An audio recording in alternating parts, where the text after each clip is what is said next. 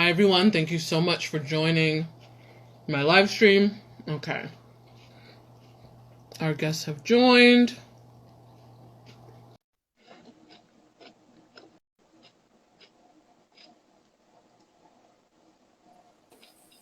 Okay. There we go.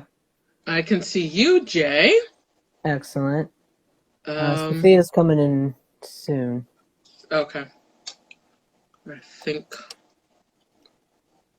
there she is.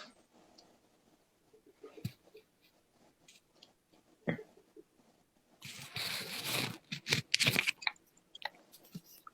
she is. Wonderful. Thank you. The problem was it signed me in on the other account. Okay. Okay. Well, thank you so much for joining. Oh, no! Oh, no! That's all right. I have to just find something better. In the meantime, I'll use my hand. Thank you so much to everyone who is joining us for this IG Live. Thank you to my followers, and thank you to the followers of Witches Betwixt. Tonight we are going to discuss pretty much the correlation between the queer community and what it means, witchcraft. Now, before I do that, I want to introduce Jay, and I want to introduce Sophia. They are two of the cast crew members of Witches Betwixt, and they have an amazing podcast pretty much anywhere that you can find podcasts. And they have some really interesting discussions basically about what we're discussing this evening, but what it means to be queer and a part of the witch community. So that they're obviously the perfect people to have on for this discussion. Yeah, do you guys have anything that you want to say, anything you want to plug or announce before we get started, or? We do have a Discord community, so that's something that we are trying to grow, within our podcast little community. So it's in all of our all of our social media links, all the descriptions, the podcast episode descriptions. So we do have a Discord server. So if you are interested in chatting with other queer witches and people like that, then definitely check that out. All right, sounds good. Now, as someone who I guess is a newbie with, I guess, technology and websites of that kind, could you explain what Discord is?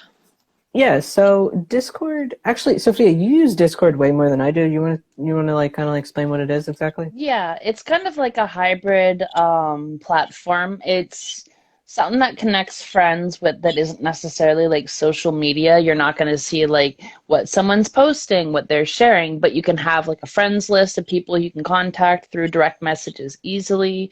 And then there's a bunch of different servers, which are essentially just different communities you can join. And each of them are themed and different. And you can have anything from like race car enthusiasts to like astronauts to anything in between, or whatever you can really think of. There's Discord servers for it, including a lot of like personal queer communities and polycule servers, because holy shit, that is a big thing. And you can like watch videos on it together and voice chat and video chat, so it's a big thing for a lot of people. All right, sounds nice. Definitely something worth checking out, I think, guys. All right, so this is not going to be the same formula or format of conversation that I typically have with other people that, guest or have guest appearances, if you will, on my little IG lives. This is going to be more of an open discussion with some topic points. Normally, I hold it in an interview sort of format, but this time I wanted to be able to, just keep it casual, and, to be able to speak if everyone's comfortable about some of our own experiences without diving too deeply and too personally into them. And, speaking open-heartedly about what it means to be a witch and to be in the queer community. So Again, thank you so much to everyone who's watching. At the end of this will be available on my page, and I am going to do my best to send it to you guys. I've had some trouble with that recently, but you guys will be able to share it or post it wherever you guys would like to at the end. Cool. All right. So let's get started. So I wanted to talk about what it means to come out as a witch, and also separately coming out as someone in the LGBTQIA community or in the queer community. And basically I wanted to get an idea of what those experiences were like for both of you individually, and kind of when did you notice that there was a correlation there? Sophie, you want to go first? You want me to go first? Or I can go first if you want. Sure. So for me, I came out as, it's weird because when I was young, I was basically desperately trying to get out of Catholicism because I was like, I noticed I was like unhappy with who I was in sense of gender when I was a child, like very early. I was not happy with that, and I wanted to change things in a sense of like not be who I was, you know? So that I had to keep a lot more quiet. I didn't know the danger because like when you're young, you can see how like society treats queer people, and I understood by consequence of like how I had seen other people around me that I couldn't necessarily do that, right? And even just being a child, I could understand that. But I had no clue what can of worms I was going to open when I started studying like magic and the occult, right? So I didn't know I needed to hide it, right? I just started studying this stuff, and my mom was a Catholic at the time, and I was maybe like 12 to 13 years old, right around there, and I was just studying basic stuff like psionics and like meditation and trying to do astral projection, which I'd had one successful take with, and I had a really bad bout of sleep paralysis a couple of times, and I wrote a friend a letter about it, except like back in the day we wrote literal letters. Like you had to fold it up and hand it to somebody, and his mom found it and she flipped the fuck out and like went to my mom's work and embarrassed her and like told her I needed help and stuff because I was seeing like shadow people while I can't move and like all that shit. Because this sleep paralysis, it's nothing big, right? Any witch is gonna like roll their eyes and be like, oh no, sleep paralysis, you know. And that was kind of how I came out of the witch closet. It was really, really messy. I didn't even know there was a closet to begin with, and I got reprimanded really quickly about it. And then kind of had to go back into it for a while, but I had already kind of like stepped away from Catholicism because I had hated it. And my mom let me like study other world religions because that's totally fine. So I could like study Buddhism, which was cool. Not to say like I went to Buddhist temples, but I'd like read about that stuff as like an entry to start getting back into magic again as I was older. Except what ended up really grabbing me was a deck of tarot cards that a friend had that I just played with, you know, and yeah, I was right back into it. And by that point, it wasn't a super big deal. And then had to come out as trans later, which was an even bigger deal. So yeah. It's interesting talking about the fact that your mom was or is Catholic, in that personally, from what I've noticed, because I grew up in Catholic school for something like 8 years, and it's darn near its own version of witchcraft. Wouldn't you say? 100%. You have rituals. You have like the consecration of I can't even remember the term. There's a term for it ritually when you imbue something and eat it, right? I can't remember. 8 years, and I don't remember either. But communion. I know it was like the process was communion, but yeah. Fascinating that's the case. Go ahead. Yeah. I was just agreeing everything about it. Like they have like the doors open to the east, which is where the sun rises, and then they have the altar in the exact opposite placed against it. That's at least in most Catholic churches I've seen. I'm sure some differ based on who built it and where, right? Like there's got to be exceptions to the rules, but yeah, they have altars and they have like ritual robes, and they have incense and choirs and quarter calls and specific hours to do it, you know? Exactly. it's so funny. I remember when I first had that realization about that similarity was we were doing, what is it, the sign, something with the rosaries, and having to like kneel and to pray the rosary, and then we would stand and have to turn and face this direction because there were some stained glass windows at that direction. We had to pray to Mary at that end of the room, and then that at the end of the room, and then another end of the room, and it was just like, this is feeling like magic. So, Jay, what about you and your experience? So my experience, I would say that my family was never particularly religious. I was actually baptized twice. That's kind of the little running joke I have with myself. I was baptized twice, and it didn't stick either time. First I was baptized, like Baptist, I think, because I think my mom was Baptist. So I had one godmother, and then for some reason in my family, they were like, you have to go to Catholic school. It's better than public school. And so I was rebaptized Catholic at some point. All of this happened so early in my life, I don't remember. But I was rebaptized Catholic, and then by the time, and I ended up not going to Catholic school, which, hilarious. I went to public school, but I did that like Sunday school CCD thing, whatever it is, up until I was 8 years old. I questioned something like, why would Jesus say this? Or why would, something. I cannot remember for the life of me what I questioned to the teacher. But the teacher said to me, there is no hope for you. And so I went home and I said, I don't want to go to Sunday school anymore. And my mom was like, okay, because I don't want to wake up early on Sundays to take you there. So like, that's the level of religion that was in my family. Kudos.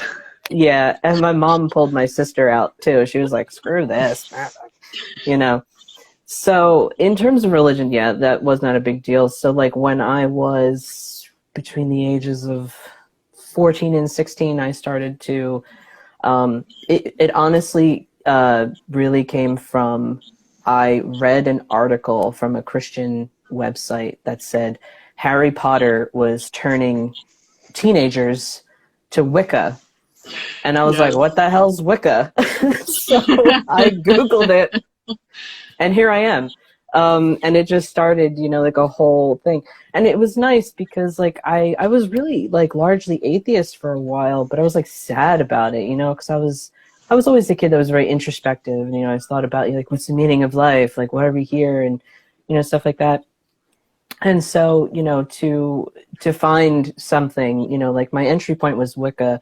At this point, I kind of consider myself more of just like a witch, or just like, I know some people have weird contention with the term warlock, but like witch, warlock, I just do magic, right? Like I'm just here to do magic. And that's kind of like how the magic, the witchcraft part of me kind of progressed. And my parents were really cool about it. They, to this day, still think it's like some weird hobby thing that I do. Like they don't understand that it's like a very deep, like faith kind of thing. And you know what? That's fine. I'd rather them be like, oh, you're doing your little witch thing? I'd be like, yeah, I'm doing my witch thing. Sure. So that's fine. But in terms of like my trans queer identity, so I definitely fit that role as a kid as like a tomboy, right? So like I wore boys' clothes all the time. There are a handful of pictures of me in a dress, and it's probably for like a wedding or like whatever. I was a flower girl at one point in my life. So, oh, Katie's watching. Hi, I see you watching. One of my friends. So I never really identified femininely, if that's even a word. And it wasn't, so when I was in high school, like I was really like in my kind of like, I am a butch lesbian kind of identity in high school when I came out as that. And it was funny because a lot of people, like my friends would always say like, dude, why don't you just become a guy? Like you're like a guy. And I'm like, I'm not a guy. Like, fuck men. Like whatever. Girls are awesome. And yeah, high school me. And it wasn't until like my 20s, like my early 20s, I was already living on my own. I was in a long-term relationship, with someone. And I was unemployed. Like I had lost my job at, of all places, it was the Philadelphia Gay News. I got fired from the Philadelphia Gay News. I was selling ads. I couldn't keep up with the ads. I couldn't keep up with the quota because the other two guys had the whole market cornered. So there was just no hope for me. But so I was just like depressed, lost in the sauce. I got fired from my dream job. I always wanted to work there. And I started watching this show called My Transsexual Summer. It was like a British show. Mm-hmm. And it was like a house of these trans people, and it was like I guess like a reality show kind of thing. The show had its faults, totally, but it made me really think about some things. And also, before I had gotten fired from there, I had also written a music review of Against Me's Transgender Dysphoria Blues.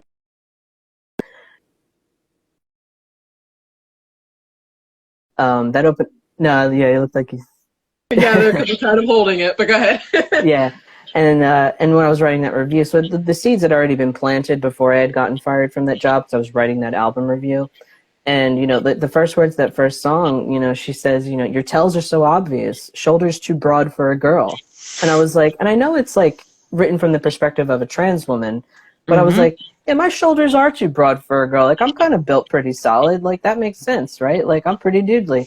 So it really it just progressed from there, and it was hard to come out. My relationship did fizzle. All my friendships remained intact, which was good.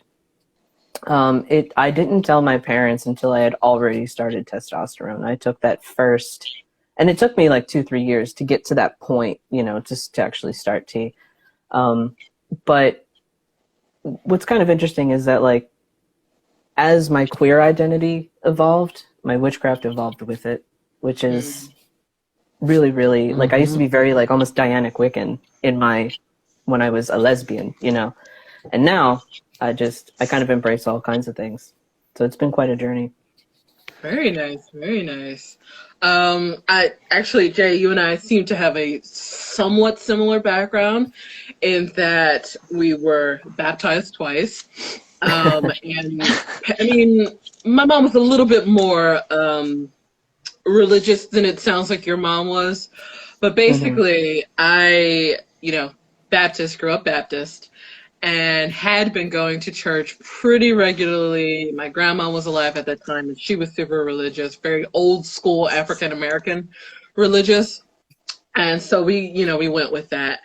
And I came out as gay first, or lesbian first, and I actually knew that I was a lesbian super young, like 4. I was 4 years old, and I was ogling my preschool teacher.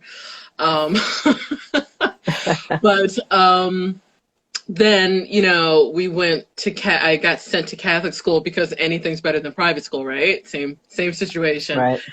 And or excuse me, public school, not private school. Public, yeah. And I actually became more religious myself. It wasn't necessarily her, it was my own choosing. So I got baptized again, not under the Catholic Church. It was more under infant baptism, and then a 10-year-old, or however old I was, baptism. That was my own choice. So I went through that, and like I went through a super religious phase. Thought I would even become a nun at some point, which, wow. I mean, I think 99% of the people in my life would look at me and be like, huh? So I went through that experience, but I actually came out, like I said, as a lesbian first, and my mom did not take it seriously at that point. Ooh, I'm sorry. Yeah, at that point, I think because I think I told her when I was 13, and I was having this like online relationship, and it was kind of sketchy and it was weird and things like that. But because of my age and because of this person that I was talking to, none of that, like, it somehow took away any of the validation that I might know what I'm talking about. Yeah. You know, it was very much a phase.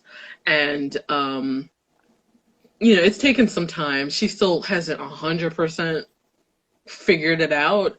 I do feel more bisexual or homoflexible at this point than lesbian. But because I've mostly only dated men, not by choice by any means, it's just the luck of me. But because I have more experience dating men, she's still kind of like, are you sure? Are you sure it's not just a phase, that type of thing? Interestingly enough, she accepted and embraced the witchcraft way more easily, way more That's quickly. interesting. It's very interesting, specifically because so Christian, you know, specifically her mother was, like I said, deep South Baptist Christian, and my mother less than that, but definitely had some strong views about her belief system, but she accepted it very quickly. I think I just had to make sure and let her know that I wasn't out here like sacrificing babies and animals, and, you know, things like that. Like, you know, that there is no belief in the devil for me. You know, everything that I do, every way that I practice is with love and good intentions and things like that. I do consider myself a witch, not a Wiccan. So I guess I am more atheist agnostic. And I think that really kind of sealed the deal for her. Like, she was like, oh, okay, sure. But yeah, she's been super supportive. Like, my whole business is surrounded in witchcraft. And she's been like, yeah, let's go. Let's move forward. But she still kind of can't grasp the fact that I, you know, prefer women. Or like we'll have a conversation or something about, me getting married or being with someone in the future, and it's always a man or a male, you know, that she's talking about. And I'm like, well, probably not. So that's kind of my experience with that. I feel like part of that has to do with the fact that Christianity and Catholicism, by consequence, kind of require belief in the mystical. So certain people, it's really not that far of a leap for them to go from like gods and angels can do stuff to having it be like, yeah, this person here can call in angels to have tasks done. That just makes sense to a lot of them, especially with how you were saying that like Catholicism is so bloody ritualistic. They make anointing oils and like have specific rituals throughout different times of the year. Like it's as ritual as like Gnostic Christ worship goes, you know? So I think that for some of them that's really easy to jump over to, because as long as you're working within the framework of the greater good and they're like, well, you've been baptized, you're not going to hell, that's fine to them. But then when you have to reassess the queer angle, then it requires like prejudices and like Western society shit, and there's a bunch of layers to unpack on that. So sometimes witchcraft can be easier because of that, you know? Yeah, but you know what? That's so, I don't know. Maybe I was just naive at the time, or I'm not sure what my thinking process was behind that. But I think that I thought at some point that we were moving forward in terms of being, and we are moving forward in terms of accepting queer identities and sexualities and just everything under that rainbow flag. But I thought for sure, and I'm still sometimes afraid to say, oh, I'm a witch. You know, I'm way more fearful of that. I think because of this association with the devil or what have you, that, you know, whereas as a queer person, you're not necessarily dancing with the devil in a Christian's eyes or in a whoever's eyes. You may just be going to hell, but you're not necessarily calling to the devil. Whereas I think a lot of people think witchcraft, you are just right there, just hanging out and calling on demons and the devil and whatnot. Yeah, like So I think 1-800 that Satan, that's, you know. For yeah, Sabrina the Teenage Witch. whatever. So I guess I was surprised. I'm still surprised hearing that, one is more accepted than the other these days. But boy, have we come a long way in We both. sure have. We have really come have. quite a long way. Yeah. Have any of you noticed, like, in your day-to-day lives, or maybe like your, I don't know, having like a job interview or just meeting someone new, and somehow the subject comes up? You're not necessarily intentionally trying to bring it up, but somehow it comes up, and you have to be like, so yeah, I practice witchcraft, but you have to like say it in a different way. Like, oh, I like the metaphysical, Right. or what have you. How do you guys approach that? Can I jump in on that one? Because yeah, that's go my for it. favorite. So because that's like a significant chunk of what I do with magic is making it more workable by doing it and talking about it like it's just a matter of fact real in front of people. So if it ever comes up, I will like immediately just say, yeah, I practice magic and occult practice. They'll be like, so like, what does that entail? And I will like get into the nitty gritties. I'll like lay out model theory for them. I'll lay out practice. I'll give them book sources and stuff. And I'll like actually display some knowledge. So they're like, whoa. And then I'll just hit them with like, yeah, magic is real. It's just like kind of been covered up for a long time. And the more you look into it, the more you find it's just like a science that we need to study and practice to get better grasp on, right? There's a reason that like people who make rockets, I can't remember who it was. He was that really famous guy who was friends with L. Ron Hubbard, who dropped the nitrogen at his feet. Fish is gonna scream it at the camera later. But like, there's famous scientists who are occultists, who practice this stuff. So it's really common out there, and the more we talk about it, the easier and more prevalent it becomes. So I just tell them point blank, and then just let them take it how it is. Yeah. What about you, Jay? Yeah, like in my experience, because it's kind of funny. So I actually started working at a company that is actually super accepting of people for being themselves. And I joined the Diversity, Equity, and Inclusion group, or DEI group, that they have there. And we actually did this presentation to the whole company about like pronouns and like using the proper pronoun and like why it upsets people when you don't, and like how to correct yourself, just like a whole kind of thing on it. And I realized in doing so, I outed myself to the entire company, right? Like as a trans guy, and I felt really okay about it because everyone was, like I said, everyone is like really accepting. Or if there are people that are not accepting, they don't run their mouths about it, so it's great, And it's all like remote too, so it's like everything is like through Slack and like Google Hangouts and stuff like that. But I just realized, I was like, oh my god, I just outed myself to my entire company, but like I feel okay about it. But what was interesting is like off to the side, because like when we talk about like diversity, equity, like what do we want to talk about like this month or for this month's presentation, I would love to talk about like accepting people of different faiths and like talking about people's different faiths and different holidays they observe and practices and stuff like that. I would love to do that, and and also like insert like at least like paganism in general, or somewhere in there, just to kind of shed some light on it.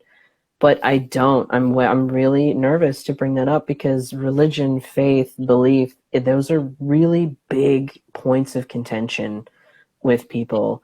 And it just, I'm really nervous to discuss that.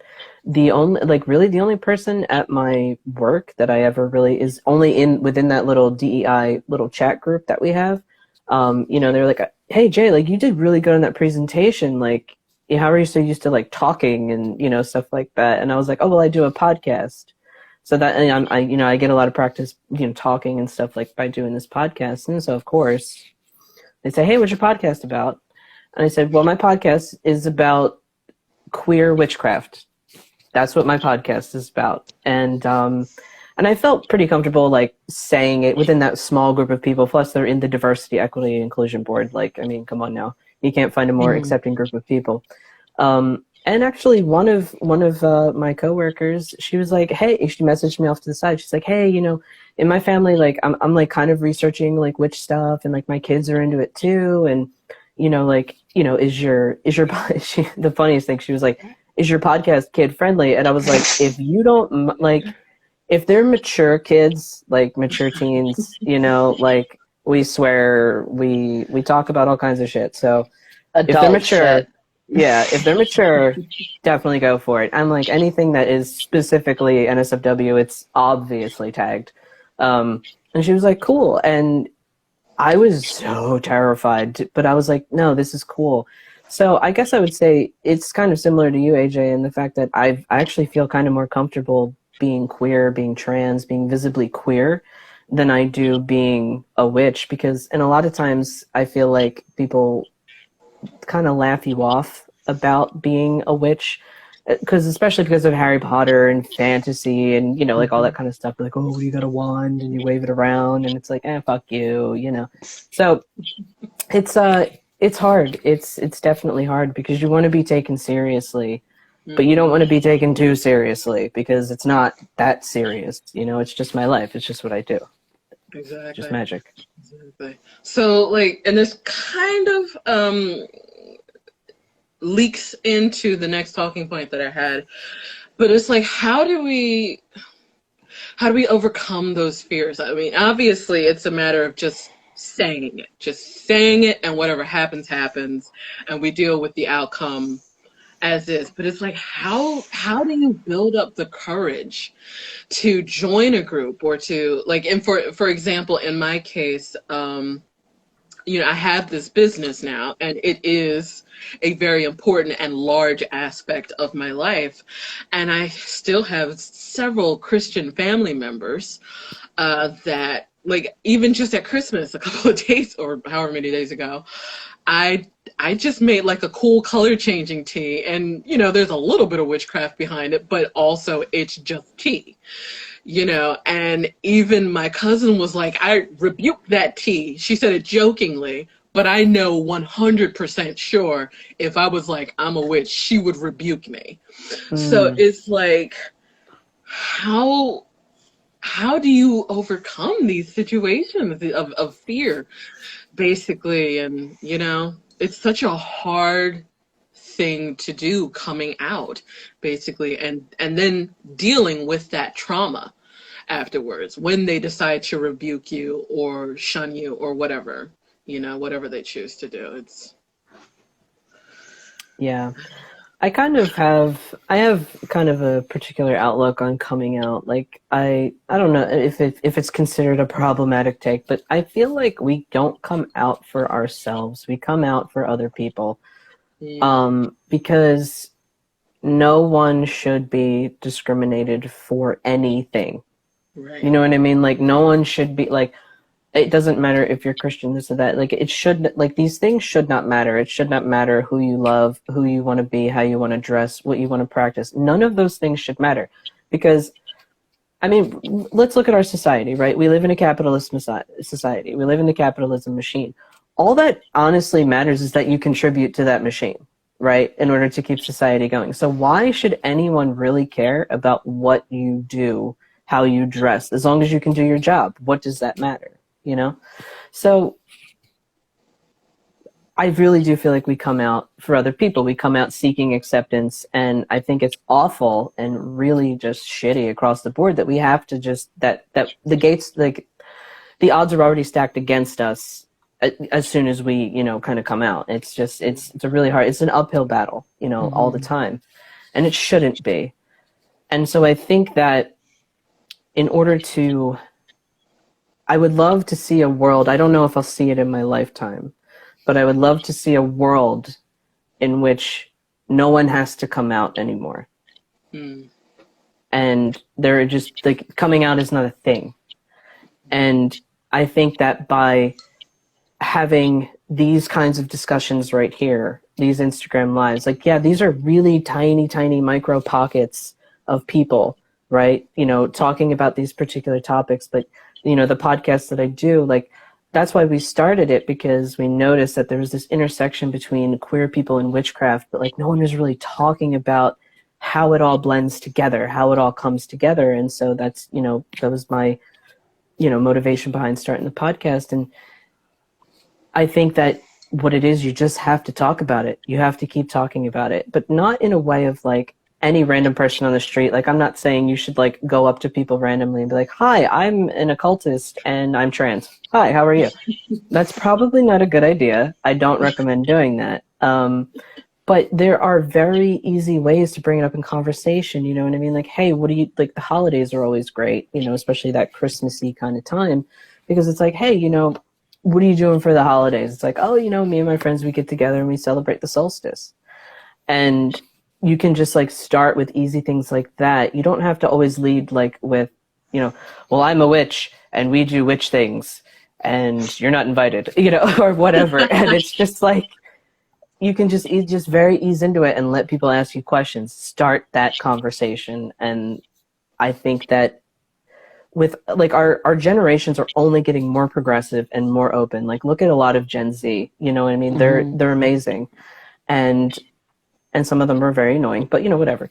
But that's just how it is. Like, anyone who's 23 is annoying or under. Let's be clear. Because nobody likes you when you're 23, according to Hey.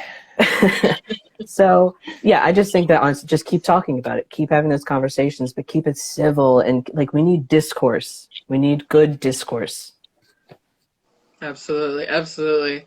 And then I would to add to that, I would say that even just from my own personal experience, you would be surprised how many people, after sharing what you believe or who you are as a person, are living the same life, are living that same truth.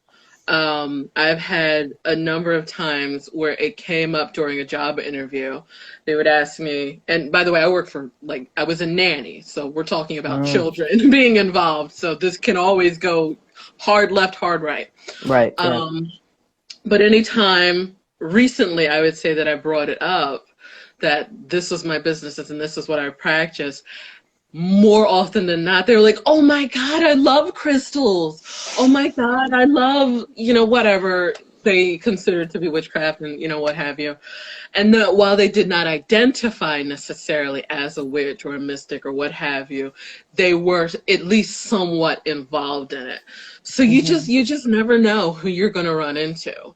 And it could turn into a beautiful moment between you and another person or some people. So yeah, and to add on what Jay is saying, I feel like you're echoing words that a former friend of mine has said to me, and it's true, because like with the whole "you come out for other people" thing, like, I could just be gay, and I could just move away from my family, go to a city, be gay, and everybody who I meet would know me as gay, and I wouldn't have to tell them shit, because they could just tell that I'm into girls, and that would be that. There's no real coming out. You're just living your life like you, right? But telling other people is really like an extension of care, right? You want them to know who you are so that they can relate to you on a personal level, right? Like, it's not like some people are like, oh, why are you all so obsessed? Pardon me, why are you always so obsessed with the people that you're dating, right? But it's like, you need to let people know who you are so they can actually treat you for who you are, Like, otherwise, I don't know, there's like weird expectations on you, like, when are you going to get a husband? That kind of crap, And really, when it comes to coming out, I feel like the crux of the issue is reconciling the importance of your own happiness, societal pressures, and potentially family or racial traditions, because sometimes like certain shit can be really strict and you might be bucking certain norms, right? And in certain traditions and backgrounds, it's totally cool. There's no worries at all. There's like built-in systems to do magic, There's like queer acceptance. And in other cultures, it's like we were talking about with Christianity, it's hard no real room for magic sometimes, no real room for queerness. So it comes down to sacrifice. Like what are you willing to give up to be true to yourself, right? You often sometimes have to weigh them and then proceed accordingly, right? And that's kind of the same thing with like witchcraft, right? It's almost like weighing components before creating a spell and looking very carefully at causal pathways, right? You look at what you want to craft in your life and do it, and in that way coming out is almost kind of like a spell. And if you're having trouble with it, you can approach it like that, get your components together, get your certain directions, research it, and then go about it, because it is a spell and it will change your life in a very dramatic way, right? Absolutely. That's a beautiful way of thinking about it, that I had not even considered previously. But that's a beautiful way to look at it. And for those of us who are queer and witches, that's a wonderful way to mesh the two things together. Which also, again, leads me into my next topic point of coping with trauma, and how we can use magic and witchcraft to do that. Yeah. Anything? Yeah. It's a heavy topic, I know. Yeah, it's like when you hear trauma, it's kind of like I said, it really sucks that like being queer is kind of like almost inherently traumatic a little bit. Or at least at some point you'll have a traumatic experience because you are queer. I hope that is not factual for every queer person, but unfortunately it seems to be the trend and it seems to be the norm. Coping with it. Definitely realizing your own self-worth, and you have to realize too, like, self-preservation is really a big thing. I mean, sometimes, like, if you have to be able to gauge your environment, because no environment is the same, right? So, like, depending on what kind of person you're talking to, what environment, are you at work, are you at school, are you at a club, like, you have to gauge each situation as its own little independent kind of event and how you want to approach it. Trauma itself is such a broad thing because so many things can be traumatic, right? Even things that seem very simple or mundane, they can trigger you. They can bring back memories of all this trauma. I definitely think that queer people would benefit from having a type of meditative practice of some sort to kind of cope with those things, because you can, maybe journaling, or maybe it's actually magic, maybe it's meditation, maybe you pray the rosary, whatever it is that is a meditative practice for you. Because I think what you can do is you can kind of revisit them through this meditative kind of focus and rewrite the narrative so that way you come out stronger from that. So, like, we always replay our traumas, but we replay them often and we let them beat us down all over again, right? And we're like, ow, oh, that hurts. I would say that what's helped me is I revisit those traumas. And also, I mean, if you're the type that you like relaxing substances, maybe that's just like have a drink, and kind of relax, or, maybe like you like to smoke something and, relax there too. I think just get into whatever meditative kind of state and revisit those experiences and pick them apart logically. And you'll realize that, yes, it hurt you, but it also shaped you, and you're continuing to move forward regardless. You're here now regardless of what happened then. That would be kind of like my my main thing of, just like as a general kind of thing. Now, in terms of like rituals and spells and things like that, yes, like we can get way more specific into that. But I think just having some sort of meditative, reflective practice that you do semi-regularly, check in with yourself. That's really the best way to overcome a lot of that and cope with it. Mm-hmm. Absolutely. Now, Sophia, before you say something about it, I should have said up front that, I do want to put in a trigger warning for this. I don't believe that we are going to speak too in depth about anything in particular. But just the idea of trauma or anyone having a hard time, it should be acknowledged beforehand. So I apologize for not putting in a trigger warning beforehand. And like I said, we'll try to keep this light, light and breezy. Non-specific for sure. Yeah, non-specific. And of course, anyone who is going through anything, related to any sort of trauma, you are absolutely heard. You are absolutely seen. Please reach out to me if if you need to. I'd like to, be open with my customers and, to a degree, but I like to be able to lend a shoulder, a technological shoulder, if and when available. So definitely keep us in mind, or keep me in mind for that. I'm not sure if you're going to extend that on your end, guys, but yeah. Sophia, did you have anything? Yeah, a lot. So trauma is something that I've had to think about a lot, and healing from it and using magic. The first things I want to say is that it's a journey. For a lot of people, healing is not going to be a one-time event. It's going to be a path you walk. It's going to be a series of events. It's going to be things that you do to find some kind of personal catharsis, right? And it's sometimes crooked. You're going to fall back. The hard truth is life keeps going, and you may get more trauma piled on top. That was something that really hit me hard. I had a lot of trauma early in my life, and I thought I was clear sailing. Then a couple of years ago, several bad things after another just kept happening, and I'm still recovering from that. So just give yourself time and space.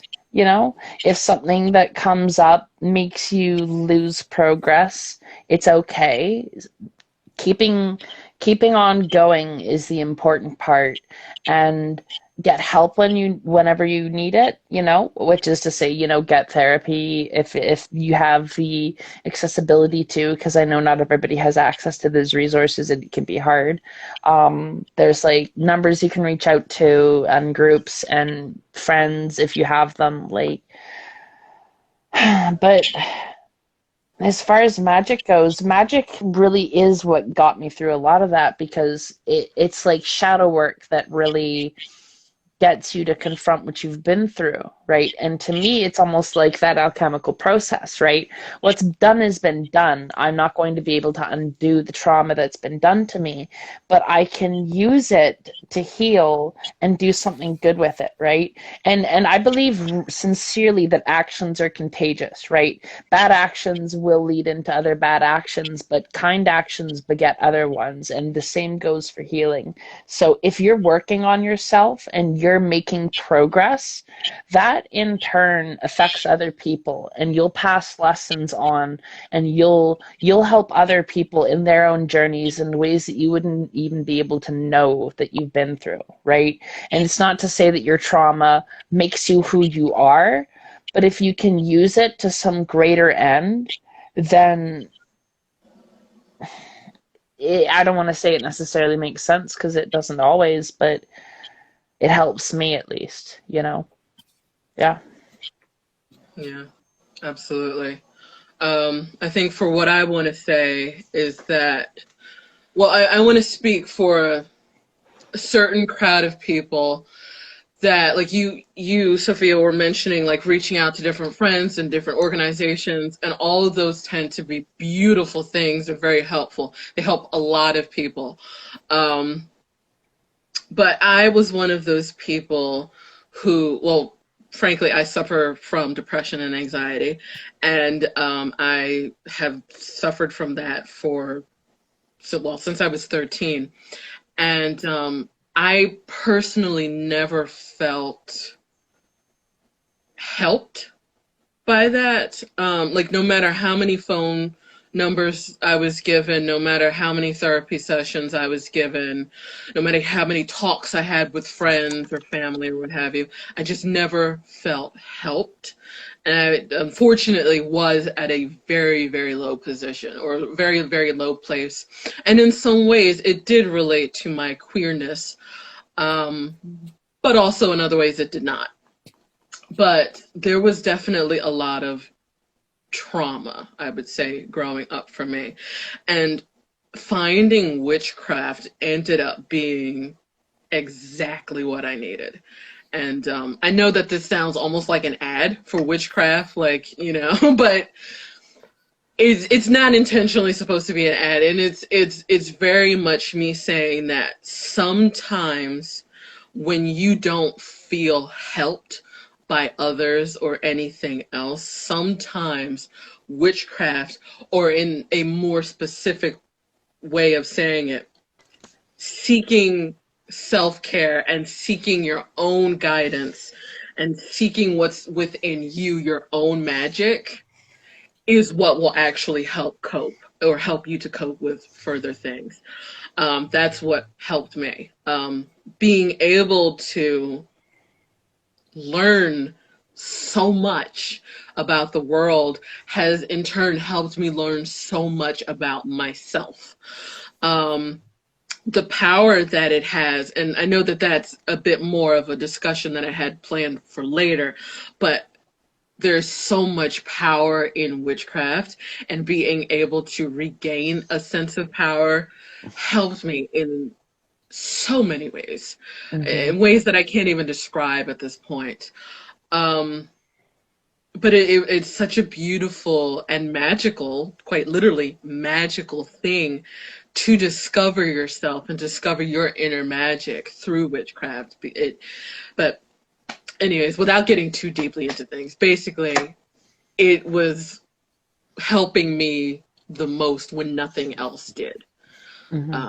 You know, being able to chant or do spells, or, you know, what's the word I'm looking for? Affirmations. Oh, what a beautiful way of practicing affirmations, because I find that saying it enough to yourself helps you to believe it is true, and therefore it makes it true, you know, because you go out and you do it. You go out and you live by those words.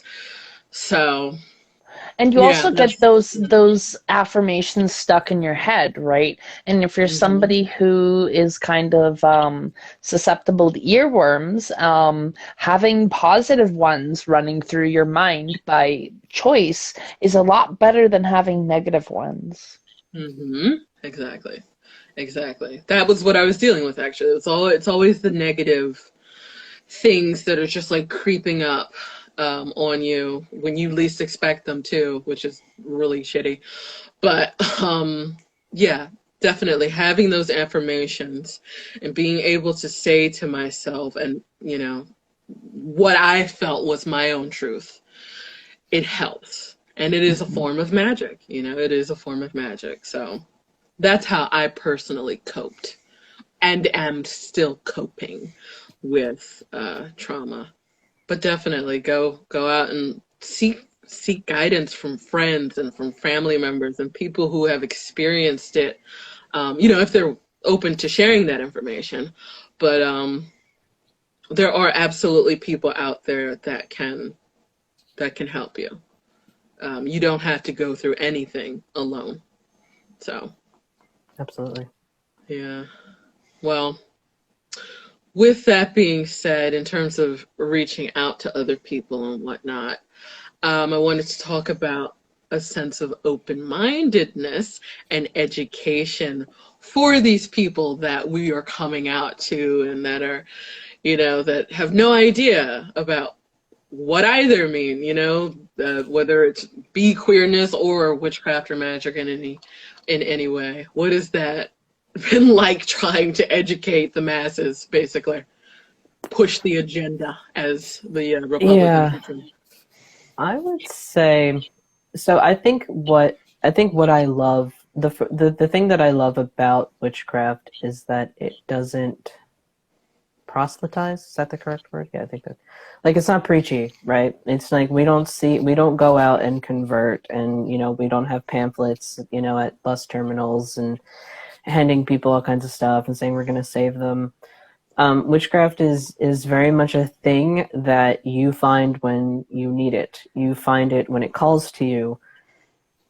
You find it through the weirdest ways sometimes. Sometimes you find it through watching Sabrina. Sometimes you find it through, just you see a coin on the ground and it calls to you and you don't know what that means. So you start Googling stuff and all of a sudden you end up on the DKMU server, right?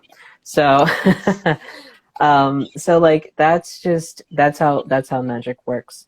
Now, I will say that there are some people that just don't want to be educated. They don't care about what you're doing. They don't want to hear it. And I am a firm believer in the fact of, I'm a firm believer in not wasting your breath, not wasting your energy on people like that. Especially if they're just like, no, I have my Bible and that's it, or whatever the case is, whatever their big block is, it's not worth it. So I would say if, in terms of educating and like spreading awareness or new, information, whatever that may be, only share it to people who actually want to receive it, or else you are wasting your time. You're beating a dead horse. It's not worth it. And if there's one thing that you learn in magic practice and occult practice, is about energy work, energy manipulation. How much energy do you have? How much do you have in reserve? How much can you build? Can you push it away?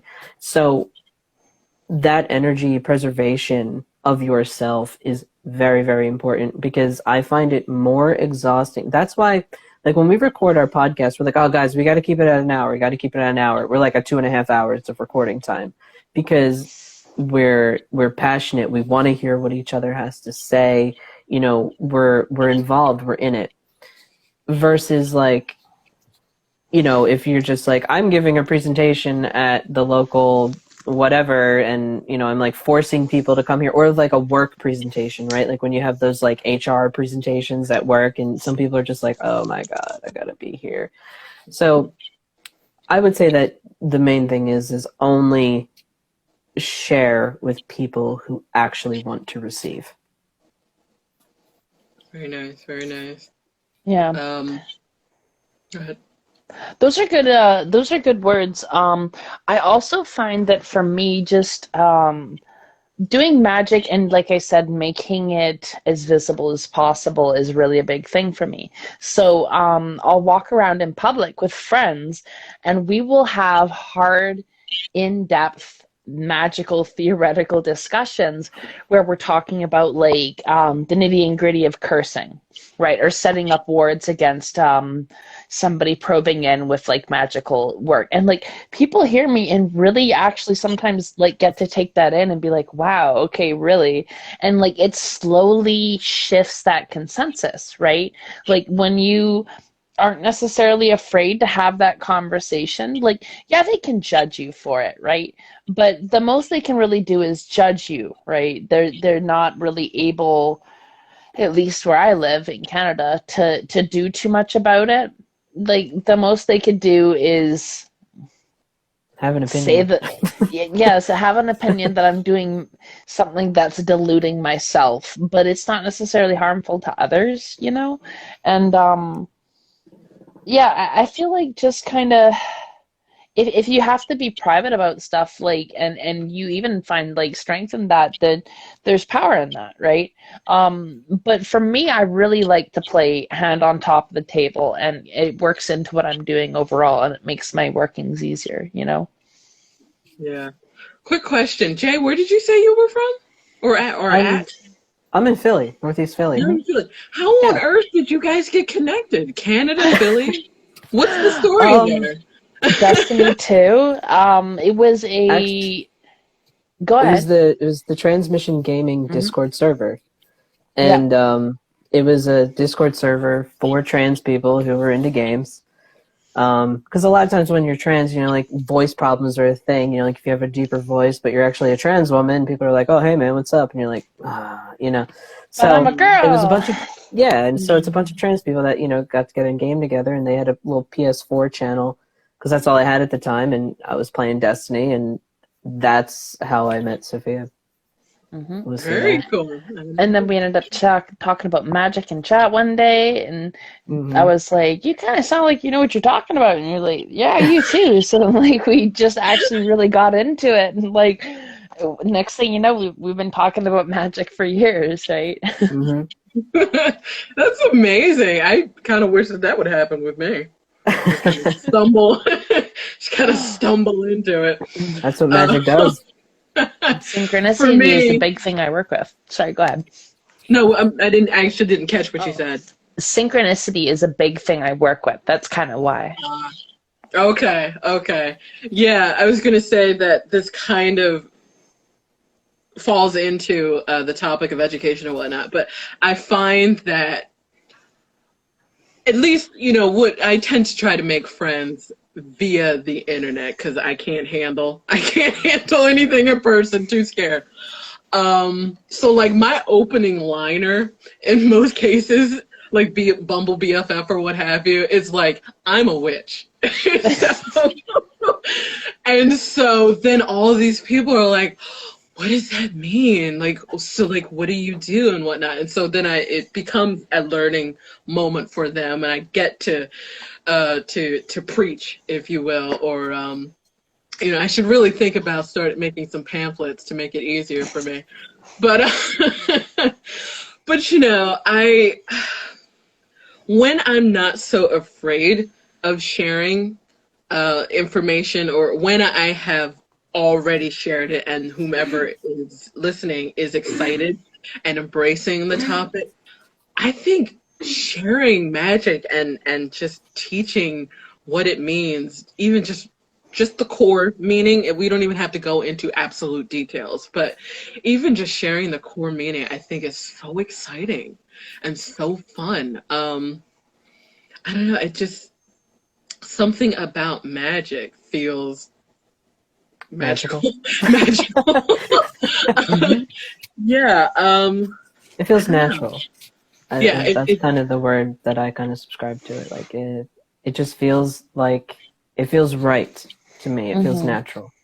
It's like a way of living, Yeah, it absolutely is a way of living. I had a point that I was going to say, but just like that, it's gone.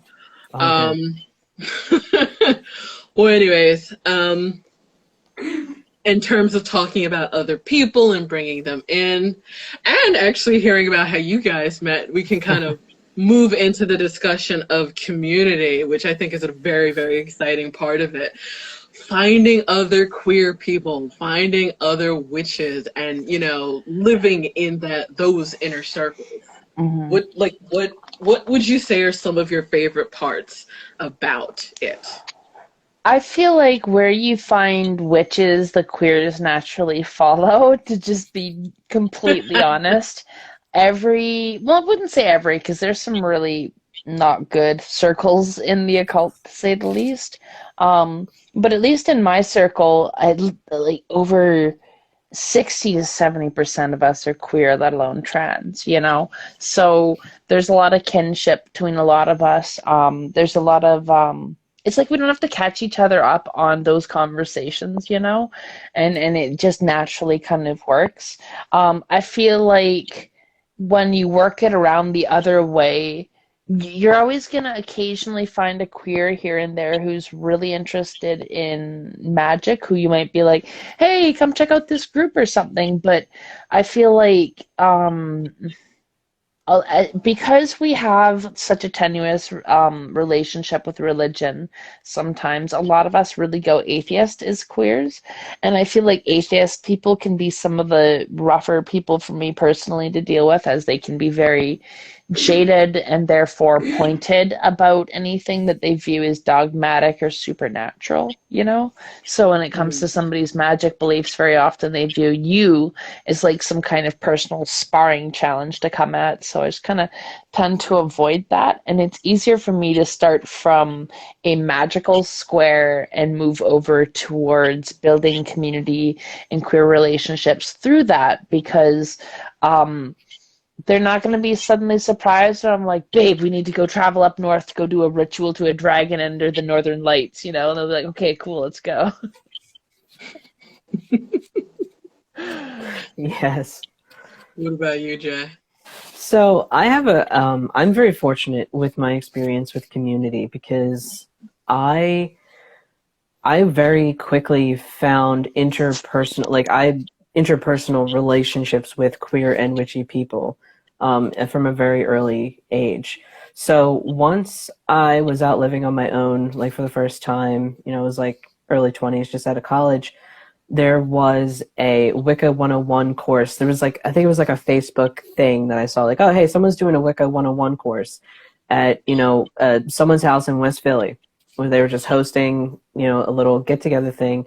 And I was like, well, I'm definitely past like in need of a 101 course, but I would like to meet other people. I want to meet other witches, and it would be fun. Sure, why not? Let's take a 101 course and see what someone else has to present on the topic. So I did that, and I took my friend Rick. I was like, yo, you coming to this play? Because I don't want to go by myself. I was like, I don't want to go to a bunch of houses, you know, someone's house, like a bunch of strangers. And he was like, yeah, sure. And he's like interested in the occult too. So like it was, you know, we were both mutually interested. And so we went, and through there, I met some of the most amazing people. I met my witch mom, who I love very much, and I had just a really amazing experiences connecting with those people. I still talk to those people to this day. That only led me down this amazing path of community. So from there, you know, after the Wicca 101 course was over, I got involved in this open pagan circle called they were the Inner Path at the time. Now they're called Hearth's Home. What they did was they rented space in a Quaker church, and they had big public, you know, rituals. And so that, you know, I think Samhain was the first ritual that I went to there, and it was amazing. And I'll remember I walked into this Quaker church, and, you know, when I got there super early, because I was like, I don't want to be late, you know, I don't want to be late. So I got there super early, and again, Rick was with me because I drag him to everything. And you know, you know, my witch mom, she walks in and she's like, hey, you're here, cool. All right, so start moving them pews over there and start doing that, and like, you know, take these big ass heavy tables down so we can have food. And I loved it. I was like, we get to build our church. That's what we do. Like, that's what we do as witches. We build our space, we build our church, and then what's amazing, right, is like when the whole thing's done, then we take it all down as if we were never there. Mm-hmm. It's like there's something like really, I thought that was just, it really spoke to me. It was just very powerful. So from there, I got involved with that, and I actually did lead a public ritual, and that, you know, really boosted my confidence, and I felt so welcomed. And then eventually, I became the president of the Philly chapter of Pagan Pride, and that's where I'm at now. And now I have the podcast, and so I have been just like, I've been so fortunate to have had that progression of like just really experiencing community rituals. And I will say that, like, you know, once the, you know, like when the pandemic happened, it really rocked me, because I was like, I'm not used to this. Like, I am used to like in person, getting together, like we are passing a shared cup around, like that is what is happening. And it was really hard to get used to that. And so I had to like learn how to navigate online community, like digital magical communities.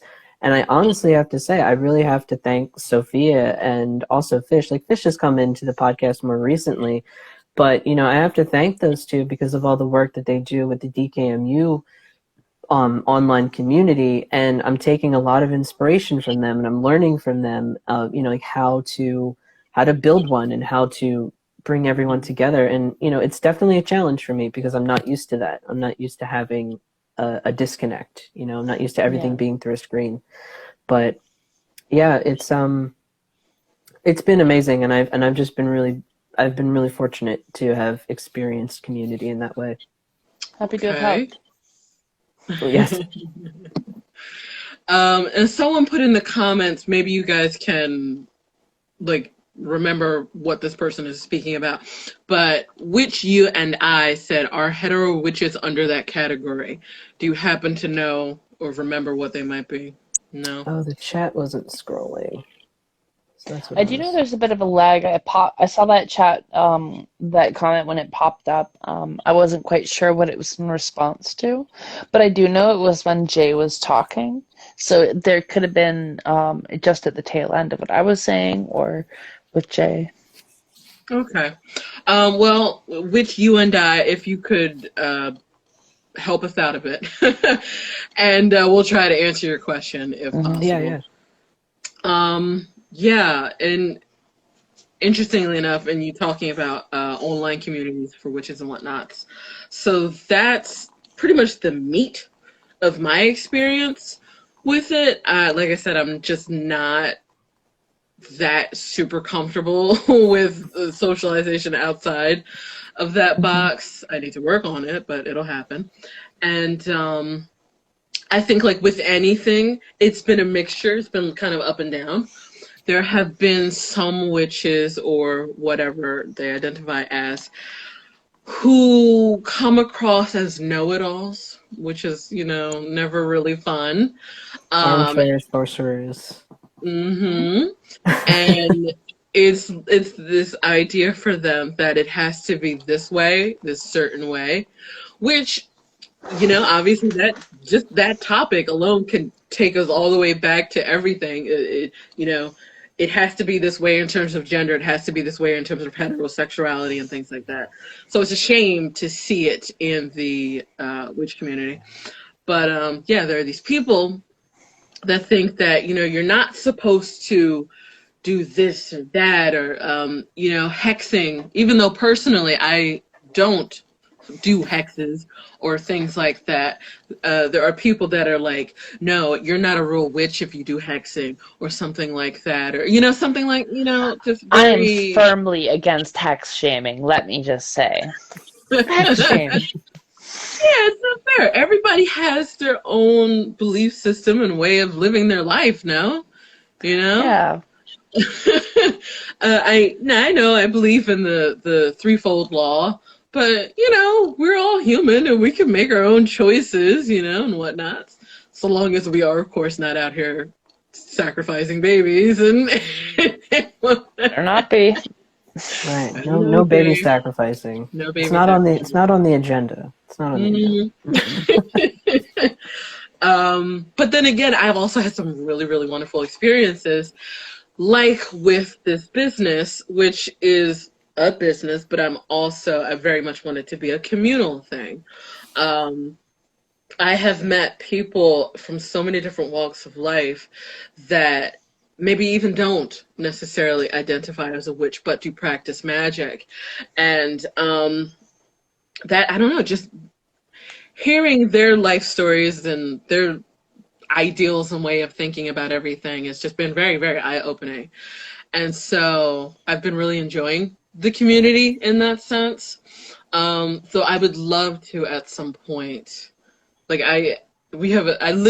well, you're in Philly, Jay, so you know Fairmount Park, right? So I live, like 2-3 blocks away from the West Philly section of Fairmount Park. And so I totally envision myself at some point just gathering a bunch of friends or people who want to learn or what have you, and just hosting something out there in the park. And that sounds amazing. Like, yeah, it does sound amazing. I just need to get people on board. I can find you those people. We can work together on that, definitely. Yes, that would be amazing. And then cleaning up as though we were never there. Yes. You know, that would be amazing.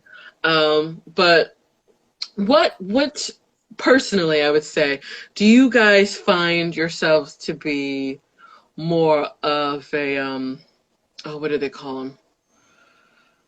Oh, there's a type of witch that just practices alone. Solitary witch. Solitary. Solitary witch. We all Yeah. got the word at the same time. Do you guys find yourself to be more of a solitary witches? Do you practice more so alone, more privately, or do you enjoy the community aspect of it? Like beyond just the education, but also the practicing of it.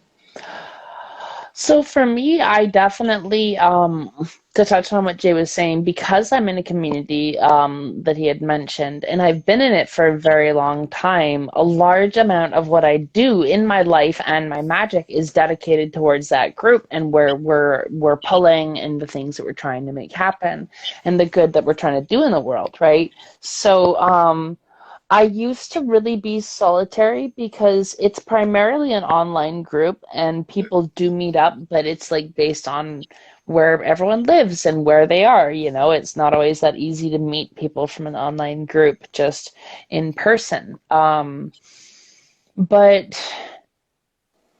I found community there, and it I don't know. Oh God, I'm having a blank moment. So Jay. Okay. What was the question again? Prompt me on that. So there's just a moment happening here. There's a black Yes. a fog somewhere. I was saying, in terms of actually practicing, not in terms of the right. education side Oh, right. of it. Solitary or communal. Yeah, I would say that I prefer community. I prefer I still have goals of, having my own, I guess you could call it a coven of sorts, like a very inner circle type of people who I really, really trust and, want to practice magic with. And I do host, so there's like an open circle called South Street Circle, and I do host, because it used to be hosted in a shop on South Street, but it's not anymore, so it's actually hosted at my house. So to call it South Street Circle is kind of silly, but so I do host open rituals, for South Street Circle, which is like a small, tiny group of people. But I love hosting and everything, and I love the energy. So I would say that mostly, like for me, I am definitely like a communal kind of witch. But I still feel like I have just as much power, just as much presence, like I'm just as effective on my own. And where I dropped out was I was going to say there's a lot of solitary work that I had to do because it's online. It's not like I can meet those people. But when it comes to it, I've grown a lot from meeting people in person and doing work together. So I'd say I've benefited most honestly from group work. It's tough and it makes you have to check a lot of unverified personal gnosis, but you grow a lot from it. And if the people that you're working with are good and you feed each other's thirsts, you can grow a lot, It's always just about surrounding yourself with people who work well with you, and work to elevate each other, Right. So how do you guys, it's asking this question is similar to asking like a Christian, how do you find people to attend your church, But it's basically like how do you meet up with people and how do you get to know them in a way that you guys can be in this coven and have at least similar belief systems and whatnots, because there might be some stray witch that's trying to join your coven or what have you, and their secret thought is hex shaming, and obviously that would not fly. Certainly not with you, Sophia, but yeah. Same here too, yeah. we just try to foster a community environment. We have set rules where like people are allowed to disagree on methodology, because we don't want an echo chamber where everybody's agreeing on the same points when it comes to magical practice, because we don't all have to agree the same things, right? The things that are a problem are like when people attack other people's dignity as a human being, who they are, where they come from, what their background is. Like all of those things are completely unnecessary. But if it comes to like methodology differences, as long as people aren't like attacking each other and trying to get someone to conform to their set of beliefs, I think there's actually a lot of benefit and healthy discussion of differing viewpoints, and a lot can be learned about having those points, right? So if someone wants to come in and hex shame me, they can try. And if I'm secure in my hexing, the most they can do is project their personal beliefs onto me. And if I say, well, too bad, deal with it, and then they freak out and make a personal attack, well, that's violating rules, and they get a warning, right? And then if they continue that trend, usually people are so mad right then that they'd leave, right? So having like a really focused community management team's set of rules or etiquettes that your group follows, and willingness for healthy disagreements that aren't necessarily like crossing unnecessary lines, right? And because of those disagreements, I've learned and grown a lot as a person. We've had a lot of different people from different backgrounds show up who can like, you can talk about like Buddhism, Satanism, Jewish mysticism, Hermeticism, all kinds of things, and just as long as people aren't necessarily trying to force each other to do something they don't want to do, then there's no reason why people can't just have those conversations, right? Right. Do you ever feel that there's like a disconnect or chaotic energy with having so many different people? You know, say you're having your coven is doing a spell or something, some sort of ritual or what have you. Do you ever feel like there's a disconnect with there being so many different minds behind it? So that's why we try to aim for the end goals and basically keep a keen eye on who's doing what, right? Like if someone's a really toxic person and they're willing to like throw at someone's family members to get what they want, we're not going to include them in any conversation about what we're doing, right? But when it comes down to it, if one of my friends is working Gudao poison magic and going after corporate egregores to weaken it, and other people are throwing down on their modes, it's almost like our strength is in not necessarily having all of the same viewpoints or all of the same methods, so that we can hit from angles that we're not even capable of perceiving from different people, you know? And because it's decentralized and because there's not one mastermind, there's no way to really go and crack down on people working together in an organic fashion. And you almost develop like a magical multi-mind, right? Where you share emotions and thoughts between each other, like any group naturally does, right? And so your network or web grows, and you just kind of naturally end up pulling towards the same place, right?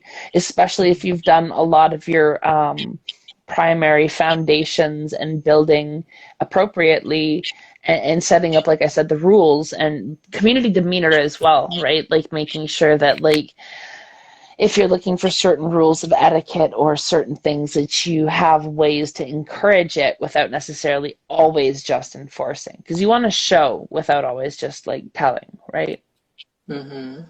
Yeah. Yeah, I love what you said about, all these different magical minds coming together and pulling out information that not necessarily you would have had, or a feeling or experience or what have you, because that's what makes the magic stronger in a community. Exactly. I love that. I love that. I was just about to say that I am more of a solitary witch, because it is this very deep, meaningful thing to me, almost kind of like praying, although I guess people do pray communally too. But it's this deep conversation that I'm having with myself, and I guess because a lot of it has to do with me handling my trauma in the past, I kind of have started to solely seek out my own guidance, and like that's where I'm kind of closed off in terms of that. But it sounds like being in a community and having a brotherhood. I don't mean to genderize it, but you know what I mean. A people behind you would be incredible. It just sounds like it would be absolutely incredible to have that. Yeah, I just think that like people are social creatures, you know what I mean? Like we are naturally social and we naturally want to gravitate towards people with similar interests or people of like minds, right?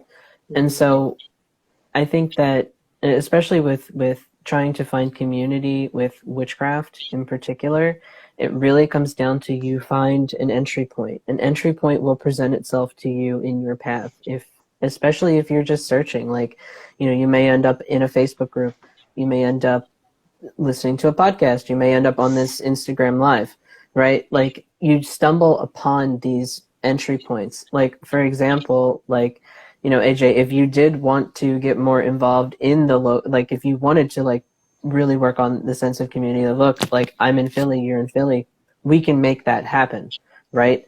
So, and that's right there is an entry point. And like for other people, you know, if you're in other places, you know, I always say like not to plug the Pagan Pride Project too hard, but like it's an honestly really good resource because it's in a lot of big cities, a lot of major cities. So seek out your local chapter, you know, just it's seek out your local chapter of Pagan Pride. Like go there, just attend or be like a volunteer or just get involved, you know, especially with volunteer organizations, they need people. Trust me, they need you. So don't feel like, oh, I can't contribute. No, we always need people to pick things up and put them in other places. So if you can do that, then that's great.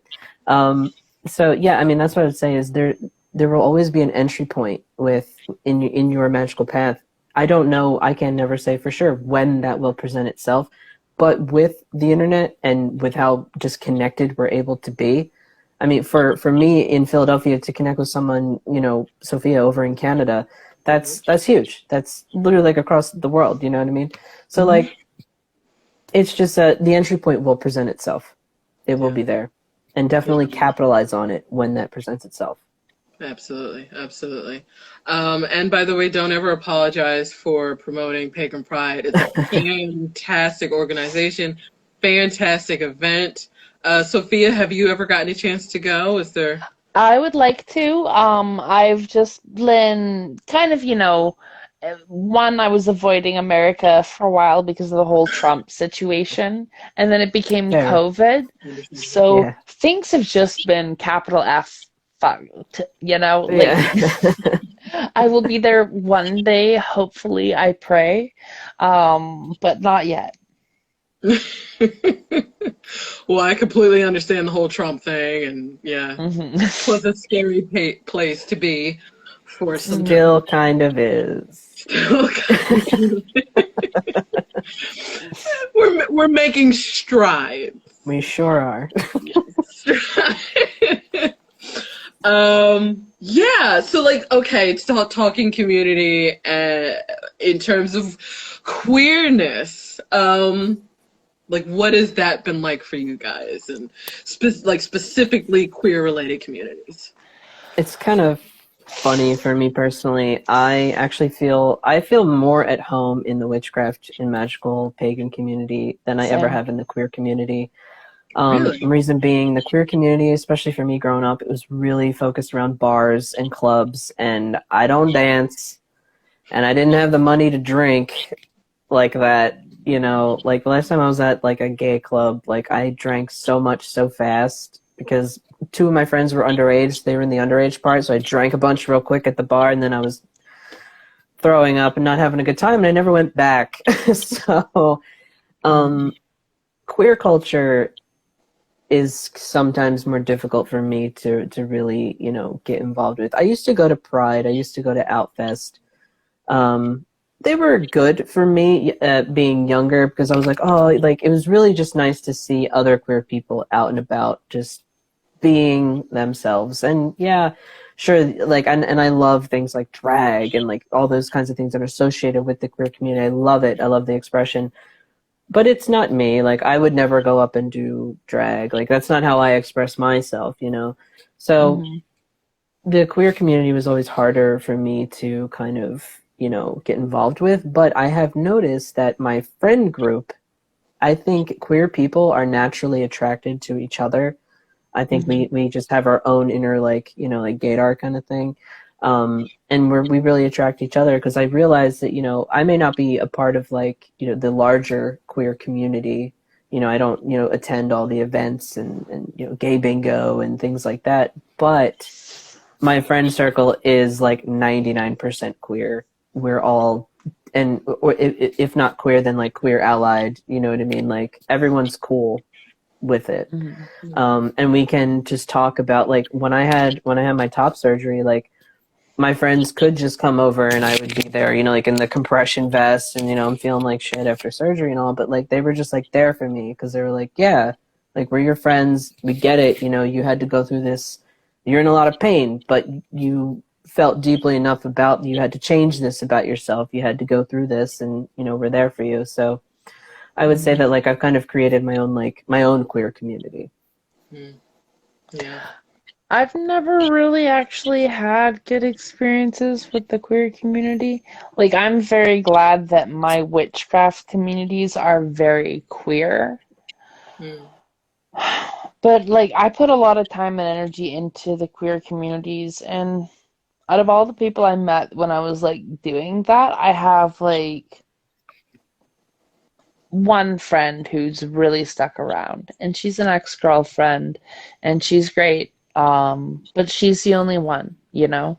A lot of situations, because there's so much trauma and not always therapy or personal work or growth or healing, situations can be emotionally charged. Like, the weird thing is, I find more maturity in magic circles because people have to do their shadow work, and, like you said, magic really helped you heal. Like, that was actually part of my journey as well. Like, magic really got me to look at a lot of my childhood traumas and stuff and, like, work through that.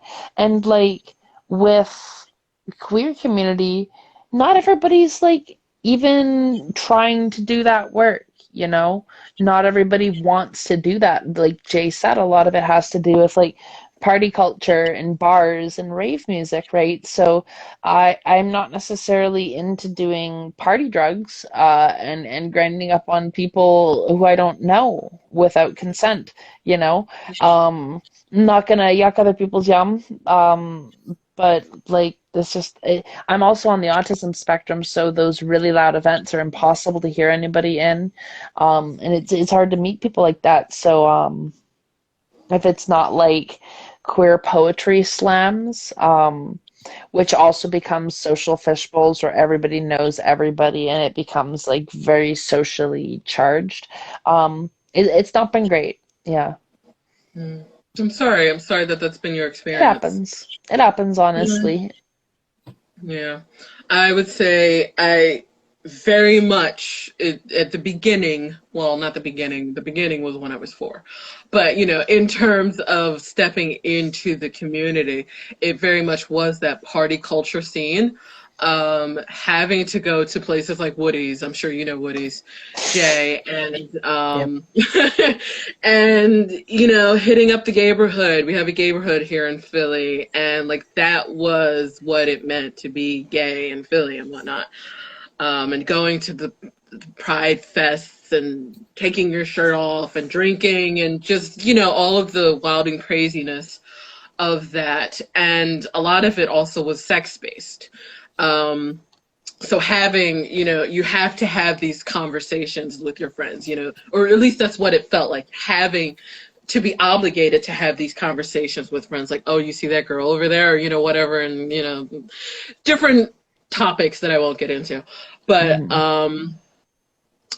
having grown out of that and grown tired of that life, I am noticing that my queer community circle has actually fallen quite a bit. I think, I mean, I do have, like, a couple of friends who are queer, but it isn't as vocal. Like we just aren't that vocal about it, and we shouldn't have to be. But I'm saying I'm noticing that difference. You know, like it's just who I am now. It's not necessarily a sticker on my shirt in the way that it once had been.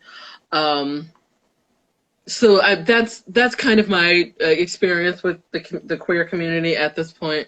I would love to be. I'm not into the whole club scene that much anymore, but I would love to be able to attract and make more queer friends so that, when we have these conversations of a trauma or, future plans or whatever it is that we're feeling at the time, that we can have those conversations and it can at least be much more relatable. Mm-hmm. So that's pretty much where I am in terms of that. I think similar to the witch community, there have been ups and there have been downs, but I think in terms of like what you were saying, Jay, somewhat of what you were saying, I'm noticing that there also is just a lot of you were saying that you had a negative time. Both of you really actually said that you had a negative time. And one of the things that I was thinking about is how there is so much misconception, what feels like more misconception in the queer community than there is in the witchcraft community. Because we have people like TERFs, because we have people who think that, you're either gay or straight and there is no in between. That there are those gay people or whatever they identify as who don't necessarily believe in gender identity being anything different than man or woman. So I feel like there is just, and on a more personal note, I know it's not something that you can relate to necessarily, but I know that there are still a lot of queer people that are racist, and that's like a problem. That is a huge problem. And it's very much this thing of like, how can you be, how could you be a person that a large and vast community of people are hating on and then be another person who is hating on, whomever. It's wild. It's very interesting. So I can understand. Privilege is the ultimate insulator, I've learned. Just talking from like some really white privileged cis queers, a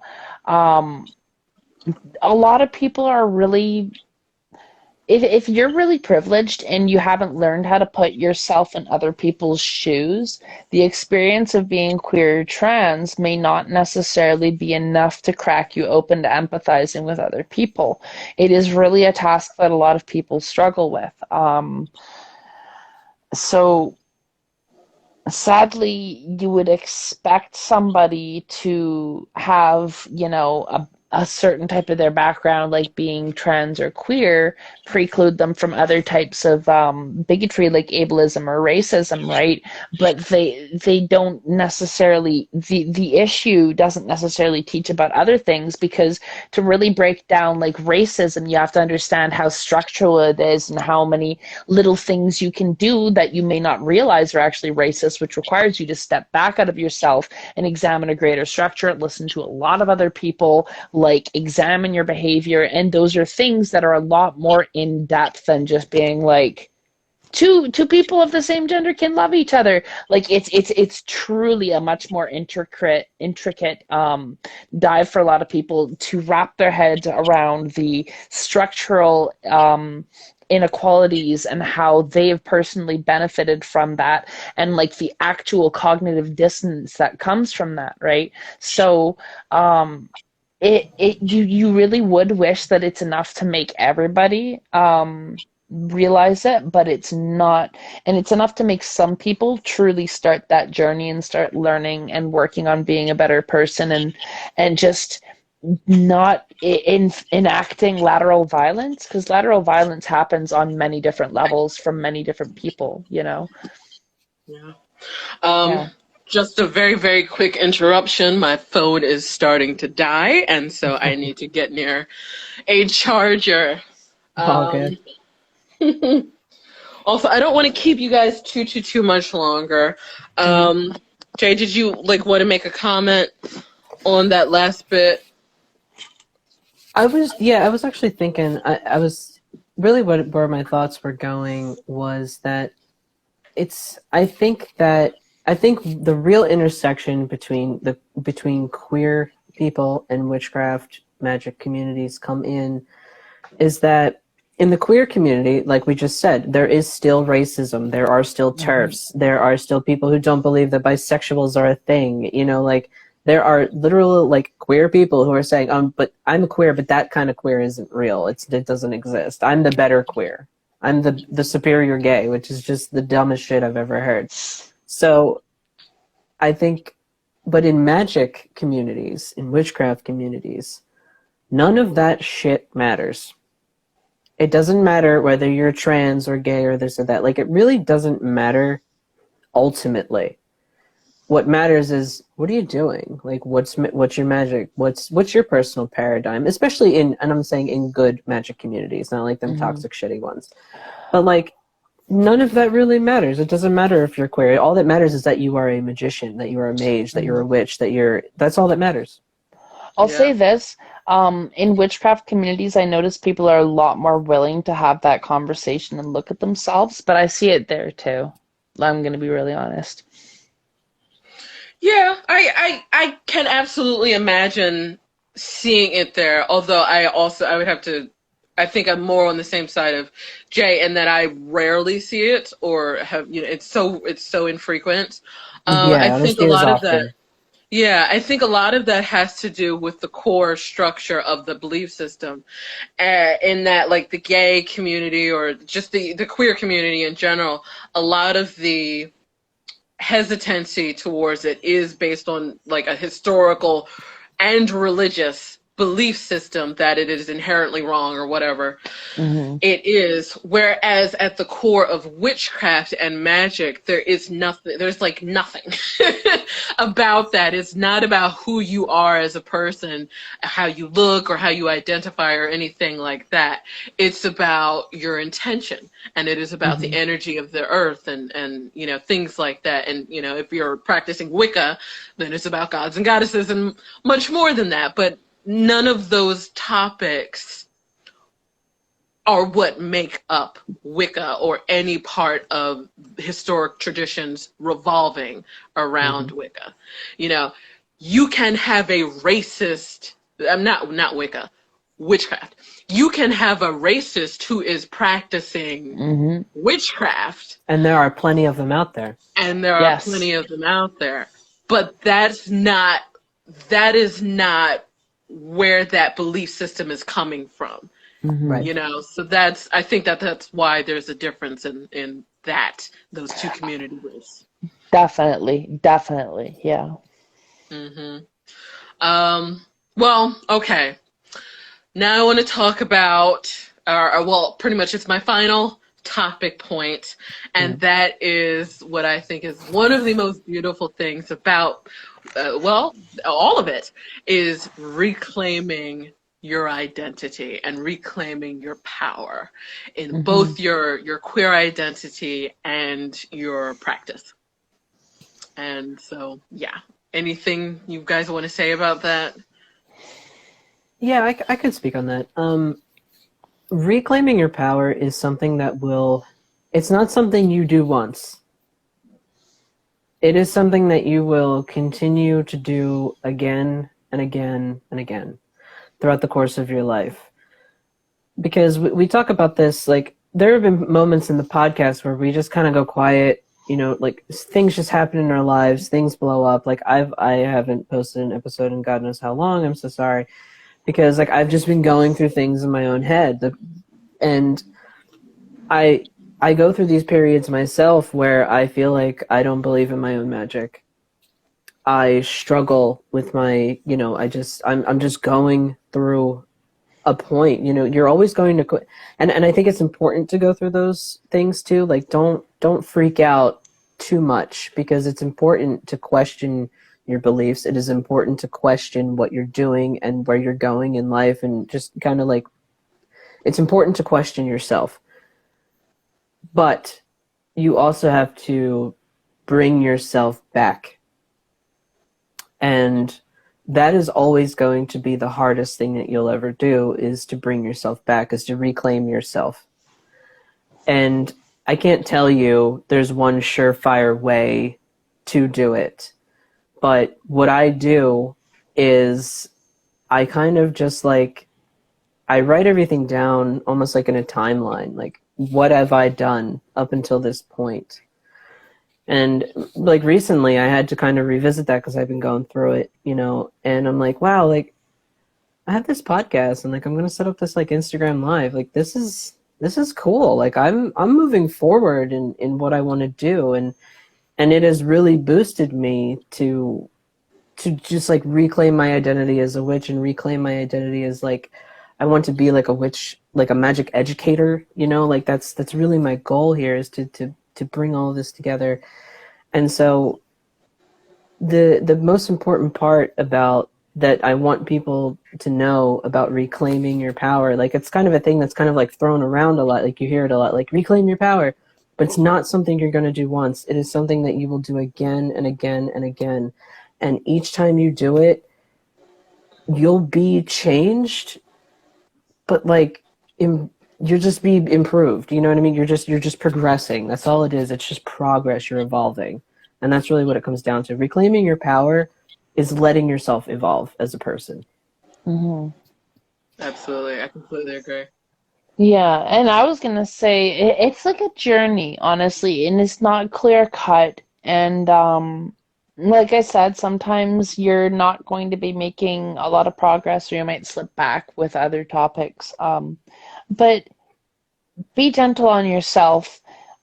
Give yourself space. Take the time you need, and trust yourself in the decisions that you're going to need to be making. You know, and when the time comes, like Jay said, you know, the path kind of opens up. Things line up. You'll find the thing that you need to lead you along to your goal, you know.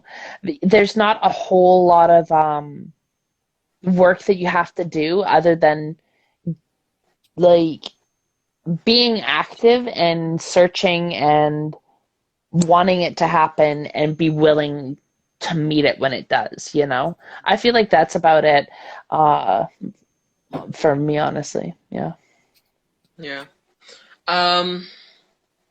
Well, definitely, I like and agreed with, well, I like what both of you said, but in terms of what Jay said, in that it's not, like, it's just going to keep happening. As a matter of fact, Sophia, you actually said earlier that trauma is not a one-time thing.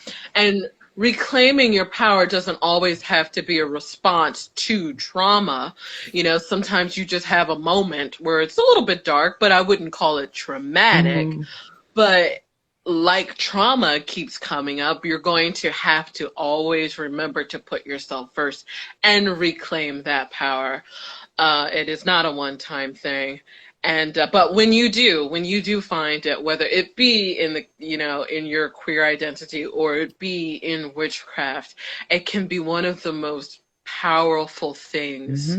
I dare I say ever, you know, for at least in personal experience. As I said multiple times now, I used witchcraft to help cope with my trauma in terms of certain things. But when I did use it, I did reclaim my power. And I am currently living in one of the happiest times that I ever have. Which is weird and new and wild for me. Like, I Kinda don't scary. even... Scary. It's definitely scary. But like in the best way, in the best way possible. I am doing more for myself now and have a different way of thinking now about myself and about, you know, life that goes on around me. And it's all good. Like it's good. Like I'm definitely simmering in some happiness right now. So, but it is, I would say it's important to remember yourself. Like Yes. that's my whole business model, not model, motto is to remember or to be in touch with your inner magic, which is your inner power and is another form of reclaiming that magic or reclaiming that power or what have you. Um, it's another point to that is that a lot of people don't realize it, but everything that we need to reclaim that power is already inside of us. Other people help to bring it out. You can, of course, do your research and you can talk to other people and form whatever connections or communication you need to. But everything to do it is already inside of you. And so, or at least that's what I believe. And so, it starts with you. We're talking about self-care. So if you just, I think, look to yourself and really sit down with yourself and say, listen, I need to change and set an intention. Basically, you need to set the intention that you are going to reclaim your power, and it's there. It's absolutely doable. And I want to be clear, there are some traumatic situations where no matter how strong your intention is, and like I said, I don't want to go too deeply into these things, but there are some situations where that's harder or impossible to do. I won't go into those situations, but if you're like personally having a really tough time or going through depression or what have you, and there's not some physical control over your life where you literally cannot get out, then it's definitely within you to do this, to embrace that inner magic and to change your world. Absolutely. So yeah. I think that's pretty much it. That's pretty much all I wanted to cover with you guys today. Are there any topic points maybe that you wanted to speak on, or maybe talk more on the ones that we already spoke about, or? Not in particular. I mean, I think the topics that you kind of really picked for this conversation really encompasses the really general category of queer witchcraft, which is, our bread and butter. It's what we do. It's what we talk about. I guess what I really, I just want to leave with people is like the intersection between the queer community and the witchcraft community is so natural. It's just so natural. It just flows. And it's a current that I think you should ride. Like if it speaks to you, if it calls to you, ride that current. Like I said, did you find a stick on the ground that looked cool to you? A coin, a dice, a little game piece. Like sometimes you find these little trinkets and the world just opens itself up to you, and you just ride that current until it takes you where you need to be. Oh yeah. Agreed. Anything from you, Sophia? When someone tells you who they are, believe them. That's something that's come up recently. I just like to pass that on, Trust your intuition. Don't forget to banish in whatever type of practice you're doing. Dear God, please do that. People don't do it enough. And don't compromise. No. Always be willing to better yourself. But also don't compromise who you want to be for other people, That's a big thing. Yeah. Yeah. I think what I want to leave is on a more emotional note, in that it's speaking directly to anyone who's viewing. Like I said before, you are not alone. There are so many people. There are so many different resources out here. The world is just endless with opportunity and love, and I don't want people to feel like they're alone, because I've spent entirely too many years of my life feeling like I was alone, both in the queer community and the witchcraft community, and you aren't. You just aren't. Yeah, really simple, but Mm-hmm. yeah. You're not alone, and reaching out is even easier than ever. Yes. Mm-hmm. Yes, absolutely. And it gets easier every day. The more we learn, the more we share and discuss these things. Yeah. Yeah, no matter who you are, there's always somewhere and someone for you. Mm-hmm. For sure. Absolutely. For sure. Well, guys, this was a lovely Yeah. discussion. It felt Thanks like for a having podcast us. episode. I'm very comfortable with this. Good, good. I wanted it to be like super relaxed. I didn't want it to be this like, so when were you born? You know, I didn't want it to be this super interviewy type thing. Back when dinosaurs roamed the earth. Yeah, We are too young to be saying that. right. I am 32. Uh-huh. You are too young to be saying Okay.